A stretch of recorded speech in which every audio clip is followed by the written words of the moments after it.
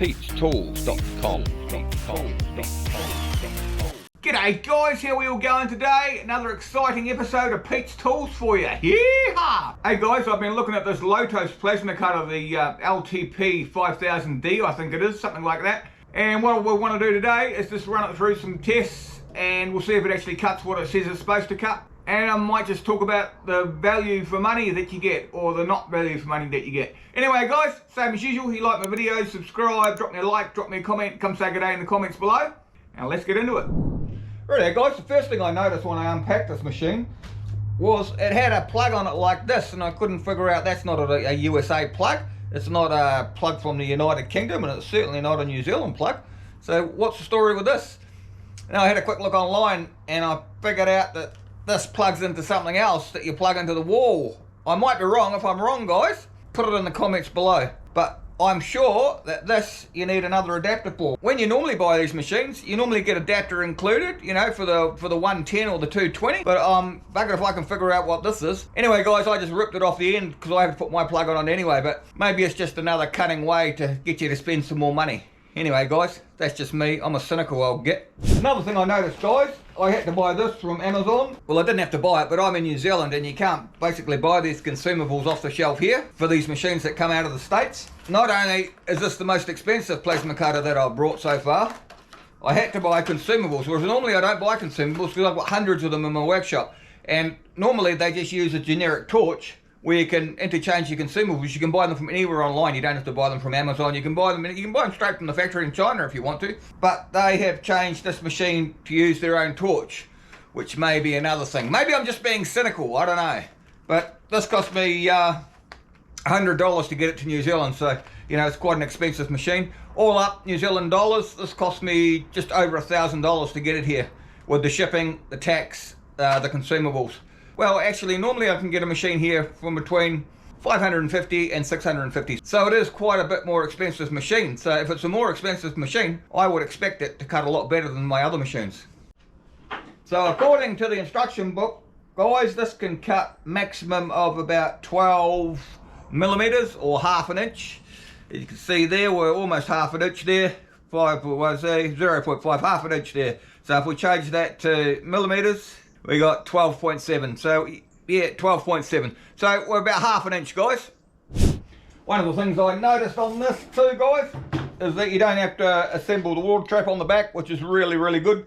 Another couple of plasma cutters that I've reviewed also have the same sort of setup. It's in a steel box, so it doesn't knock off when you put it on your shelf and that sort of thing, and you don't have to piss around setting the thing up, you know, so it's just all go. You get it out of the box, you plug it in. Well, I don't know if you plug it in with that weird plug, but anyway, that's another story. Remember to comment on the comments below about that plug. And yeah, you're ready to go.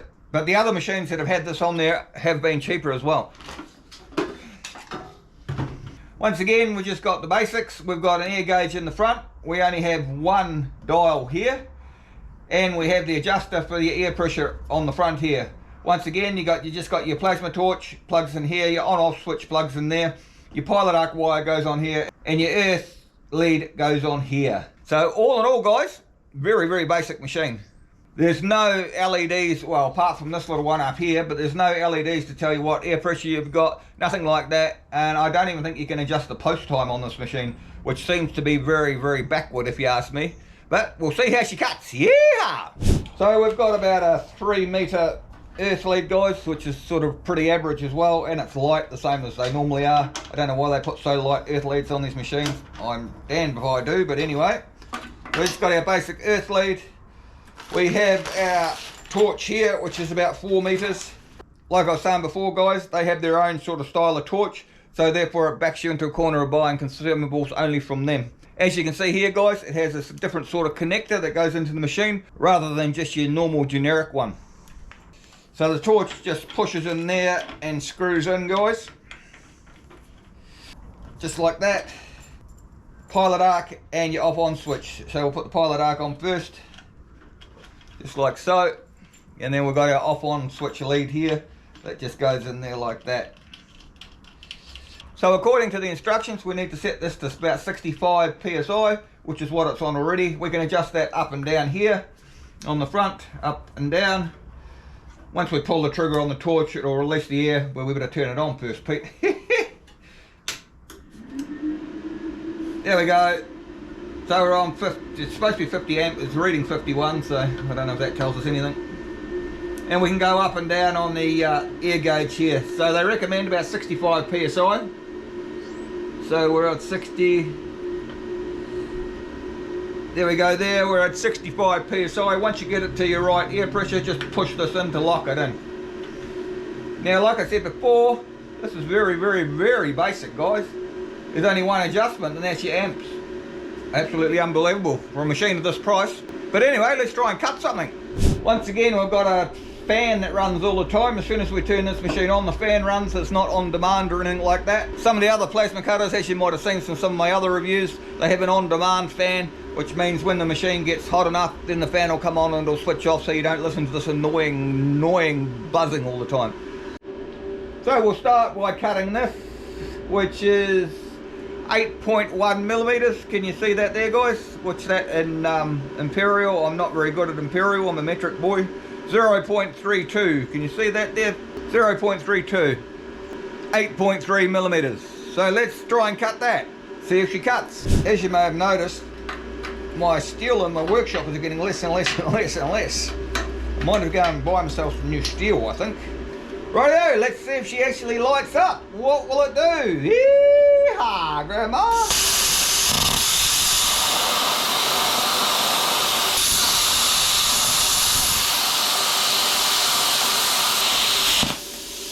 Well, that cut through there, all right. It's not really a problem to start off with, guys. We've got quite a long post time here. That's probably about 10 seconds, that post time. I would have liked to have some sort of control to turn that down, but because if you're only cutting a really thin metal, then you don't need a 10-second post time, and it's just going to eat your air out of your compressor. But anyway, let's have a look at this cut. Here we go, what do you think? What was that? That was about 8 mil or something like that. So let's try and cut something a little bit thicker. So let's double check this, guys. What do we got? What do we got? What do we got? We've got about half an inch there. Push it in, Pete. Yeah, about half an inch there. So if we turn that to metric, should be about 12 mil, guys. There we go, 12 mil. So we are exactly half an inch. So this is what this machine is designed to cut. So let's see what the baby will do. Righty-o-dee, half an inch.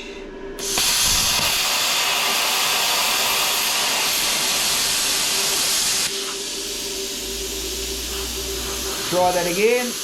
Might be the way I'm holding the hand.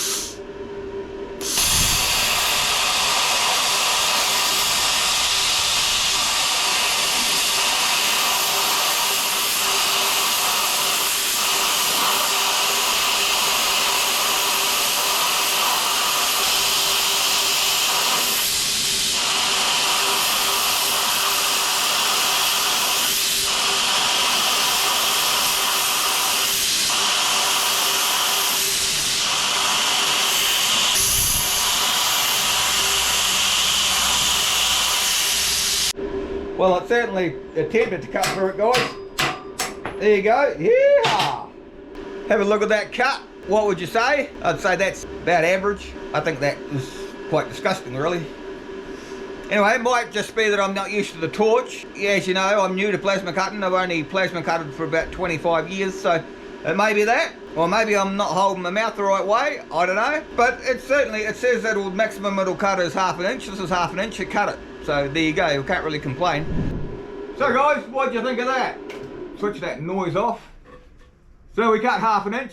I mean, it's supposed to cut half an inch. Like I said before, it did cut half an inch. If you were new to plasma cutting and this was the first machine you'd ever brought, you'd think to yourself, wow, this is really, really cool. But comparing it with some of the other ones I've reviewed, I'm still sort of on the fence. I'm going to do a lot more tests on this machine, and I'm also going to try it on a different torch. I'm going to modify that connection because I don't like the idea of having to buy consumables from one place. It just goes against the grain. Also, I may be wrong, but I don't really believe the hype that that torch there is better than anything else, because they say in the hype they've redesigned it that it cuts a lot better, but it remains to be seen. Anyway guys, same as usual, you like my videos, subscribe, drop me a like, drop me a comment, come say good day in the comments below. Have you got any thoughts on this machine? Just come say good day and we can have a bit of a discussion. Anyway, see you next time, guys. Bye. Oh, before I go, guys, if you want to see a video on a really, really good plasma cutter that's cheaper than this one, check up there. I'll put a link up there for you. And if you don't understand half my accent and you want to learn a little bit more about the Kiwi accent and you want to see where I live, check out that side, guys. I'll put a video up there for you. See you later. Bye. Pete'sTools.com.